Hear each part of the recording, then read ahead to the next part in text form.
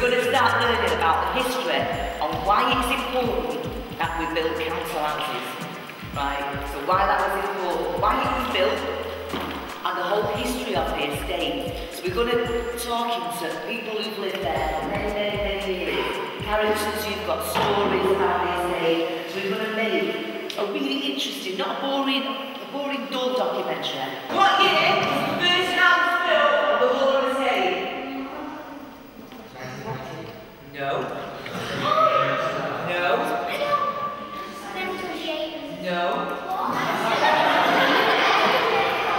No. No. No. It was 1922. I'm Tom. Our two students. Everyone's moving there.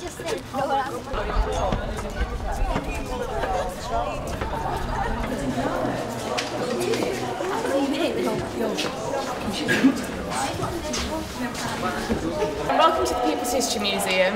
My name's Catherine, I'm the Learning Officer, and I'm going to show you around today. It's mainly going to be a focus on World War I and the aftermath of World War I, or what life was like in Britain back then.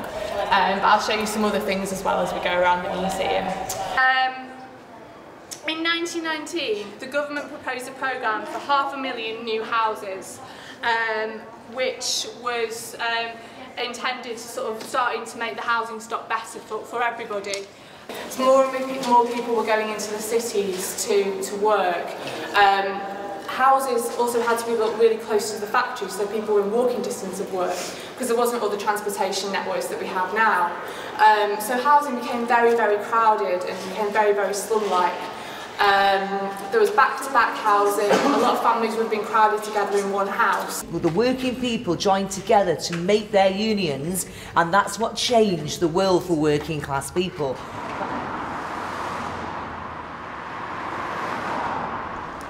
Brilliant. So, and now your next one. These are your questions, and these are all about poverty and housing, right? So you're going to try and answer these questions here that I've got, and then anything else that you find out that's interested in these books, to write it down, right? And look at all the pictures as well. Housing the people of Manchester is one of the biggest tasks confronting municipal authority. The complete, I don't even know what it says. What does it say? I told you, complacent. The complacent would have had us look at the big corporation estates like Anson Shaw and the Wilbraham estate. In 2 bedrooms, there was a father and mother, daughters that were 17, 15 and 8, sons 12 and 10, 2 children under 5 and a young man lodger, 10 people in all. The total income was 65 shillings to 70 shillings weekly, and the house wasn't in bad condition, but it was old and small. The first mill was built in Ancoats in 1790. It was visited by the King and Queen. Murray's Mill was called. Yeah. And as late as 1821 there had been no churches in Ancoats. So like with the Wilbraham estate, there's one. I went to the County Records Office and found where they first started talking about building the estate, and then there's another book where they talk about it some more, and then like get planning permission, and right up through to the construction of it. So all these books have just have everything that the council ever talked about.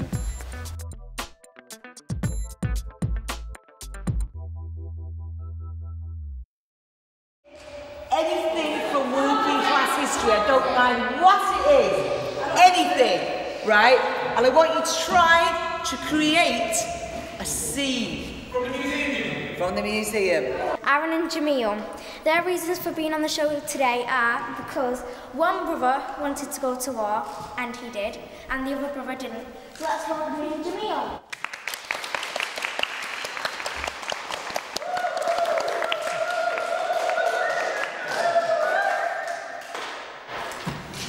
Can you tell us about yourself? Yeah, basically, I'm Jamil. I've just come back from service, and I'm here today to tell my brother that he's a coward.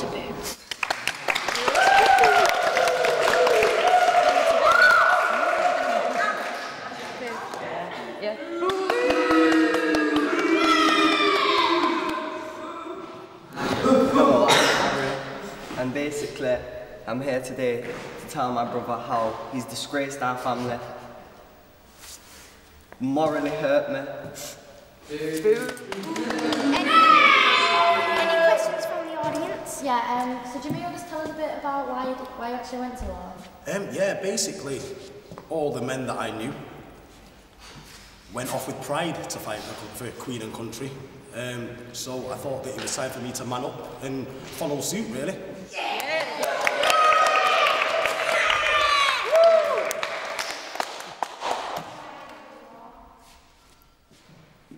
Well, basically, I had more important obligations at my home. I had a new wife. I had money to rake in. I was sent to prison. Come here! Get them shoes cleaned. Faster! Faster! Faster! 12 hours later.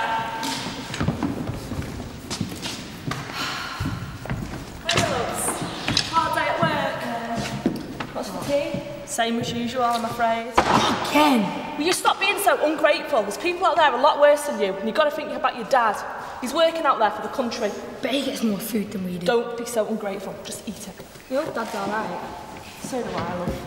600 miles away.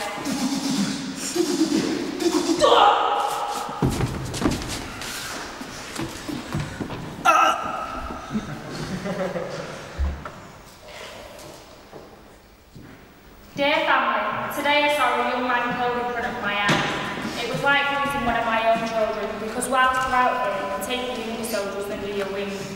The feeling was gut-wrenching. Other than that, I am fine, and I miss you all so dearly. I will be home soon, with all my love for Dad. The fact that Wilbraham Estate in Fallowfield, which was founded in 1922, they started building it, and in 1923 they had finished building it. Why were they built, sir? Why were they built? They were built for my parents, probably your grandparents by the age of it. They fought 4 long years in the war, Fallowfield was a war, blood, guts, toiling it all out, guns, the whole lot, yeah. And when they came back, they needed somewhere decent to live, basically. And the council thought that they deserved some advice, so we built a new estate, yeah.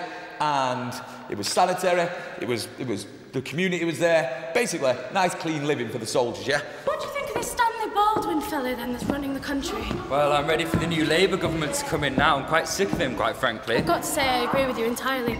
My God, isn't it such a nice day? Oh, lovely, gorgeous, darling. I do love the park at this time of year. Yes. Mum, where am I? What's happening? Excuse me? What's an hour? This smells a little funny, but when? So strange. 1923, you small child. 1923?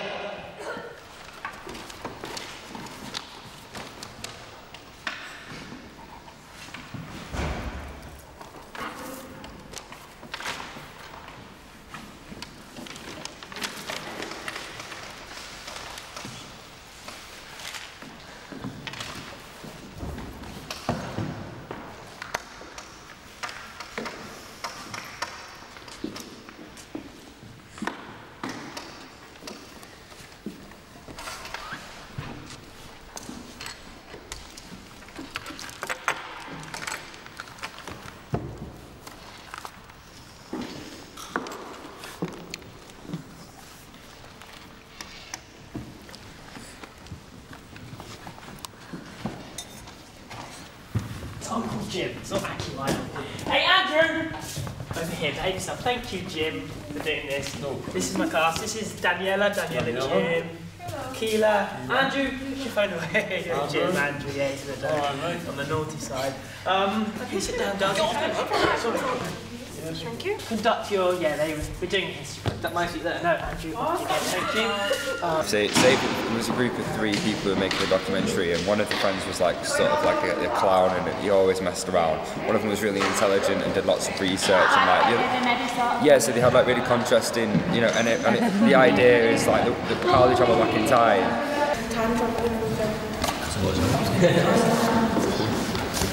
And there's a few things I want to see. I want to see what the education was like, because, I mean, our education's good now, but what would it have been like ages ago? My name's Tilly, and I'd like to see like the different language, like how they spoke. Pretty horrible story. It was where cholera victims were buried in shallow graves. Bones used to come up to the surface and stuff.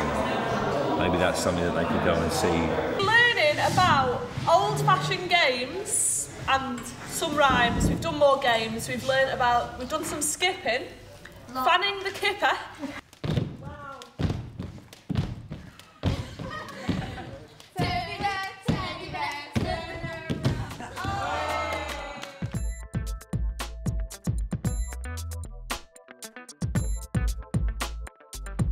So we're looking at the Homes for Heroes, which began at our estate, where we live, where Jamil lives, where all these lovely young people over here, out there, where they all live. It's called the Wilbraham estate. It was built in 1922 to house a lot of the Irish and to also house a lot of the people who came back from World War I. And we've been on a fantastic journey. It's been brilliant. The stories we're covering, we're working with older members in the community who've lived in that community for a long, long time as well. And we're mixing all different generations together, all learning from each other. And it's fun. We've been finding out like when the estate was built, and we've been going to the Salford Museum and the People's History Museum. I don't usually take part in like projects like this, but I did, and it turned out to be a lot of fun. You meet loads of new people, and just finding out where you're from and stuff you never knew. And it's like, oh wow, you don't think of things like that. But it's fun like to get to know people and all the drama and stuff, and then the film at the end, it's nice to see it all come together and stuff. I was born in Rosslyn Avenue, as was then. And because it was new, there was a lot of houses in a circle. And then obviously, as people moved in, the housing got closer and closer, if you can understand that bit.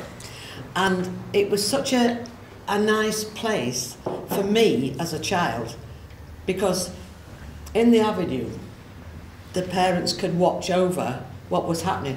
You know, if they put their head out and they could say, babies, get back over there. You know, that sort of thing. Yeah. And at Christmas he used to come around with lanterns, and where we are in Aston, we've got circles, 4 circles, so they used to stand in the circles and sing the carols then.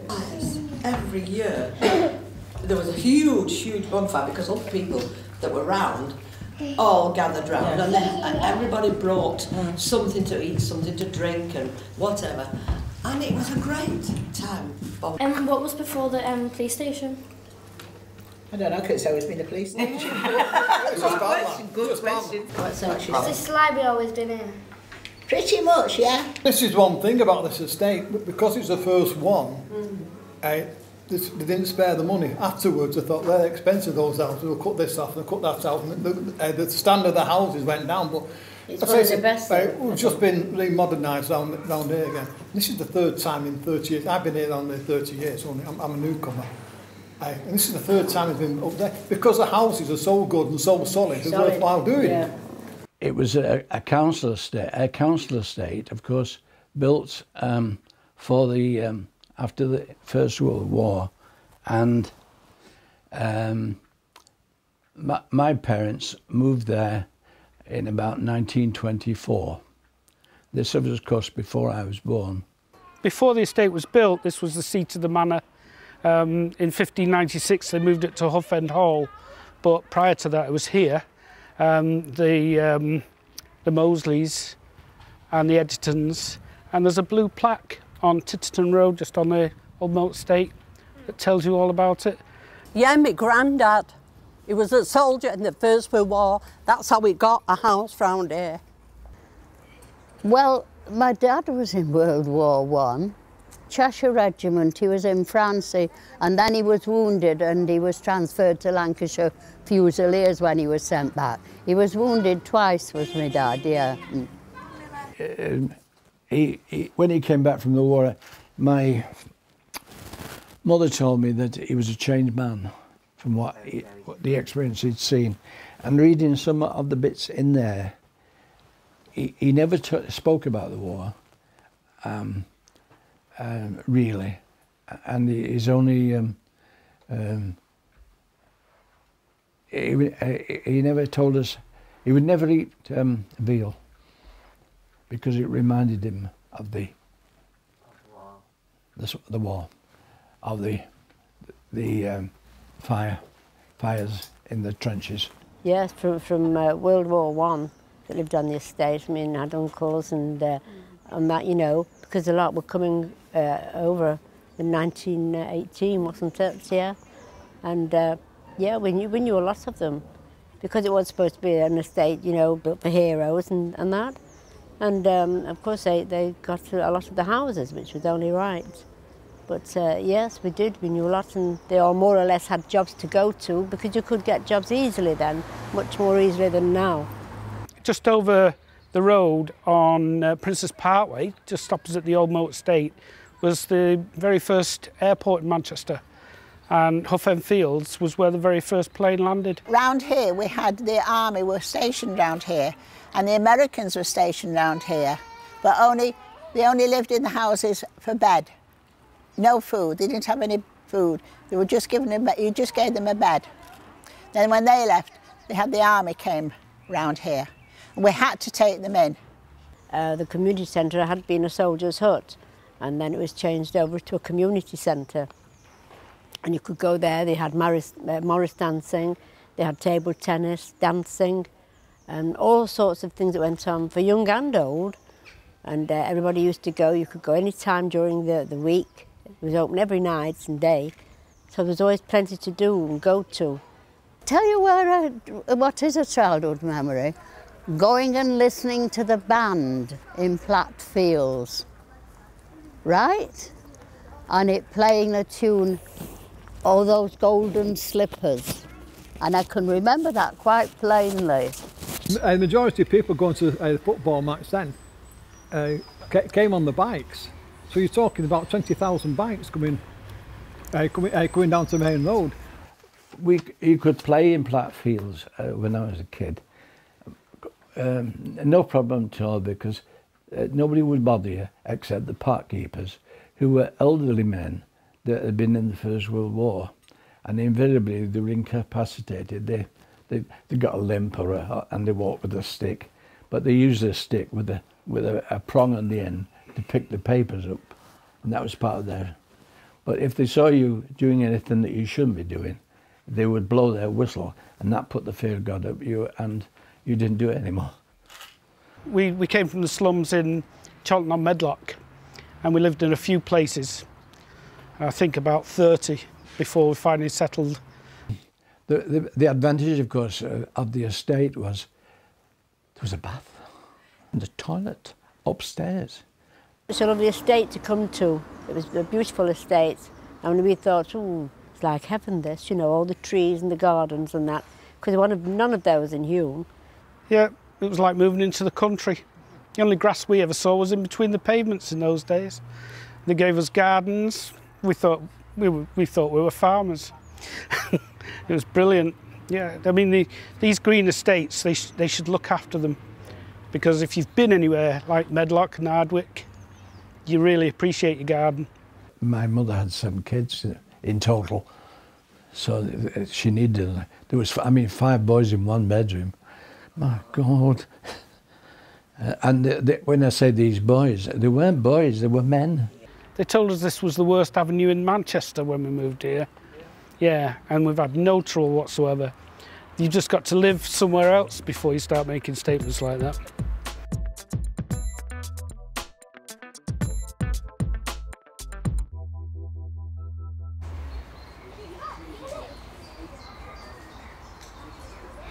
What the? I don't know! Who do you think I am, Ashties? Yeah, bad. Safe? Very bad. Are you from the big houses in Lolly Range? What about you? All the families there are butlers. I gather these is yours. What he's looking at, weirdos! You know what, Brandon? Yeah. This is weird. They're weird. Ring your dad now. But it's not. Heritage is really about what makes us who we are. Where you come from. You know, where your family comes from, the places where you live, and the things that inspire you. The buildings, the parks, the roads, the culture, the life, the history, the legacy of the predecessors. Legacy? What's Lego got to do with history? It's the building blocks of our history. Action!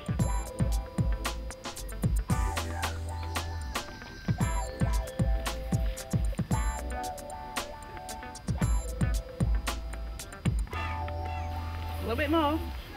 And some more. Right. It's only because I need to make sure I can see his face. Can you come back that way? Good, darling. Right. Action! Oh, where's that fire?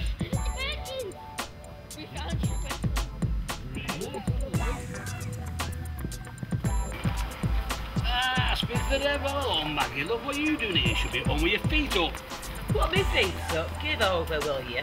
What have I got? Trying to put my feet up here. Money. So, yeah, okay. Stand up. Action. Put Lord, Maggie, love it, you're all right. Matthew, you've got to go get Mrs. John. Children, listen, go to 36 Wilbraham Road and get Mrs. John. To be honest, I really didn't know anything. Well, social housing really went on my agenda because I'm a sporty person and just love acting, but I never knew anything about social housing. Next to nothing. Didn't really bother in learning about the estate. I don't know, no one ever told me about the estate. I never really knew anything, so I just heard I was going to be learning about the estate and I thought it'd be quite interesting to know about the background. I've learned that life around here at first was no picnic because people used to have their toilets outside and some people were privileged to have a toilet upstairs and downstairs. I think it's really interesting that it was built for Homes for Heroes. Speaking to Mavis, who's 82, she had outside toilets and not a bath, which I'd think I'd struggle to deal with these days because I love a bath, love a shower. And the way that they looked after the houses, they felt privileged to have a house, especially with running water. We're lucky to have the stuff we have now because in the olden days, when it was first born, when it was first built, it was only for people that were heroes. It's back then, all the little kids, they had proper good manners and that they weren't be disrespectful to adults and stuff. We just take advantage of how we live and they tried to make every bit of it because people who were really young looked really old and people died at an early age. Yeah, because it makes me feel not special, but the houses built for heroes, it makes me feel I'm not, can't explain it really, I'm not one of them who just takes it for granted. The most interesting thing I learned was that they had to, even if it was raining, they still had to go to the toilet outside. But that's what I thought at the beginning. But actually they would have this potty under the bed. I've learnt more about me. I've become more confident and I've learnt that I can speak to people people I don't normally speak to. Pride. Pride about what? Where we live. I'm Dave Power, I'm Chief Executive of City South Manchester Housing Trust. We've been going since 2008 when the stock was transferred from the council. 4,500 properties, about 1,500 are in Fallowfield, including the Wilbraham estate, and we're responsible for investment of the homes, management of the homes, working with a range of partners and residents in the area to make sure it's a great place to live. I was brought up in a council house. I lived in a council house all my life until I went to college and left home. My mum still lives in the same house. She's been the original tenant of it since 1945. So my personal background has been in social housing. I lived there. I was grew up on a social housing estate, not dissimilar to the one in Fallowfield. My own view of the world is that